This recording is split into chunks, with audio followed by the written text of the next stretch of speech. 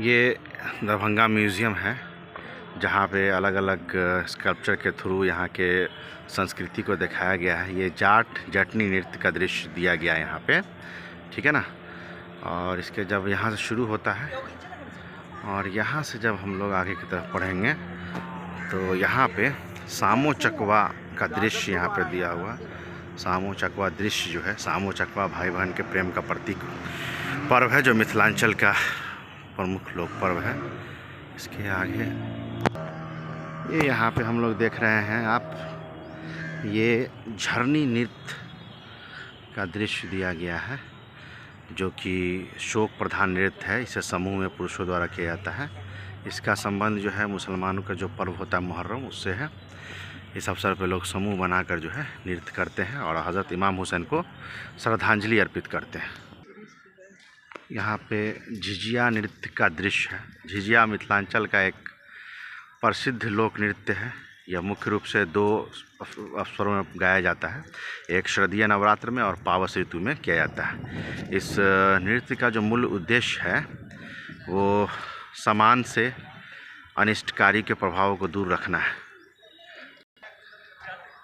ये राजा सहलेश हैं जो बिहार के लोक गाथा के नायक रहे हैं। उनकी वीरता का वर्णन बिहार के साथ साथ पूरे भारत में हुआ है। उनकी न्यायप्रियता, लोकप्रियता काफ़ी लोकप्रिय है। ये यहाँ पे इसको बोलते हैं सौराठ सभा। सौराठ सभा मिथिलांचल क्षेत्र का एक अद्वितीय सभा है ना। ये अक्सर जो है ज्येष्ठ और आषाढ़ के महीने में पड़ता है। यहाँ पे मिथिला कोकिल विद्यापति अपने सेवक उगना के साथ हैं। विद्यापति जो है मिथिला के राजा शिव सिंह के परम्परिक कवि थे और राजा के ज़रिए जो है बिस्फी जो गांव है इन्हें उपहार के रूप में दिया गया था। ये गोनू झा का यहाँ पे तस्वीर दिया गया है। राजा शिव सिंह के दरबार के अनमोल रत्न थे गोनू झा, जैसे बीरबल और तेनालीराम थे वैसे ही, है ना। यहाँ पे जो मंडल मिश्र की धर्मपत्नी है भारती, वो जगत गुरु शंकराचार्य से शास्त्रार्थ कर रही है ना। मिथिला के महान विद्वान और दार्शनिक मंडल मिश्र की प्रतिभा को सुनकर जगत गुरु शंकराचार्य दक्षिण भारत से शतार्थ करने हेतु यहाँ महिषी ग्राम में पधारे थे। यहाँ पे महान दार्शनिक गार्गी का दिया गया है स्कल्पचर। मिथिला नरेश जनक के नवरत्नों में से एक गार्गी गर्ग गोत्र में उत्पन्न हुई थी, है ना। उपनिषद में उल्लेखित है कि राजा जनक द्वारा जो आयोजित ब्रह्मचर्या से आत्मा से संबंधित प्रश्न गार्गी ने किया था, इसका उत्तर जो है इनको देना पड़ा था।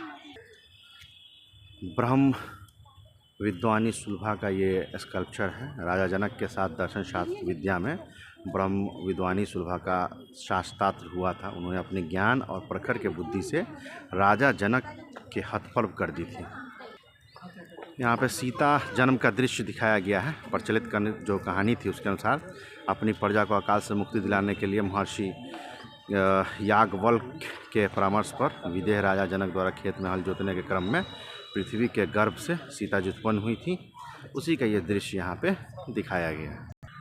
यहाँ पे महाराजा धीराज कामेश्वर सिंह देख सकते हैं, देश रत्न डॉक्टर राजेंद्र प्रसाद और पंडित जवाहरलाल नेहरू के साथ यहाँ पे खड़े हैं, है ना।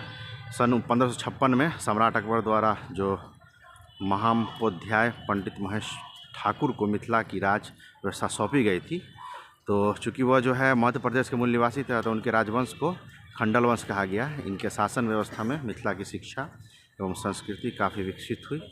वास्तुकला एवं निर्माण के लिए विख्यात रामबाग पैलेस, बेला पैलेस आदि इसी शासन की देन है। राजा कामेश्वर ठाकुर को आप देख सकते हैं जो फिरोज शाह तुगलक से राज सत्ता प्राप्त कर रहे हैं, है ना। उसी का फोटो यहाँ पे दिखाया गया है।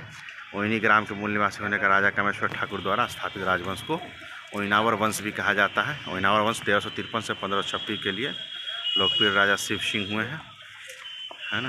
यहाँ पे मिथिला के प्रथम शासक राजा ज्ञानदेव अपने राज दरबार में का चित्रण है उनका, है ना। कर्नाट वंश जो 1097 से 1394 के संस्थापक राजा ज्ञानदेव के शासनकाल में मिथिला सहित संगीत, कला, साहित्य के क्षेत्र में अग्रणी रहा। दरभंगा का जो महत्वपूर्ण तालाब है कर्नाट शासकों द्वारा बनवाया गया था, उसी का यहाँ पे फोटो ये चित्रण किया गया है। आप यहाँ से देख सकते हैं, ये पूरा अंदर तक है जिसको मैंने अभी पूरा कंप्लीट किया है।